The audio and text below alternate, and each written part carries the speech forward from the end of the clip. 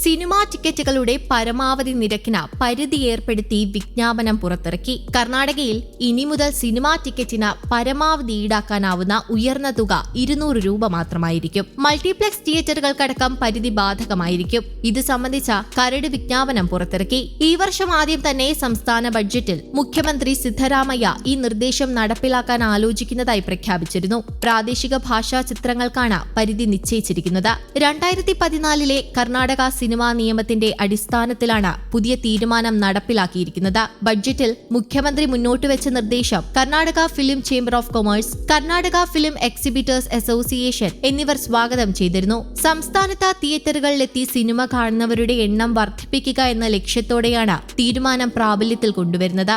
Standard നിരക്കിലേക്ക് cinema ടിക്കറ്റുകളുടെ വില ഏകോപിപ്പിക്കുക എന്നതാണ് പ്രധാനമായും ലക്ഷ്യമിടുന്നതെന്ന് കരട് റിപ്പോർട്ടിൽ പറയുന്നു. അതോടൊപ്പം തന്നെ വൻകിട മൾട്ടിപ്ലക്സ് തിയേറ്റർ ഉടമകൾ ഉയർന്ന നിരക്ക് ഈടാക്കുന്നതിനെതിരെ വ്യാപകമായി പരാതികൾ ഉയർന്നിരുന്നു. ഇതും ഇത്തരമൊരു തീരുമാനം എടുക്കുന്നതിലേക്ക് സംസ്ഥാന സർക്കാരിനെ നയിച്ചു.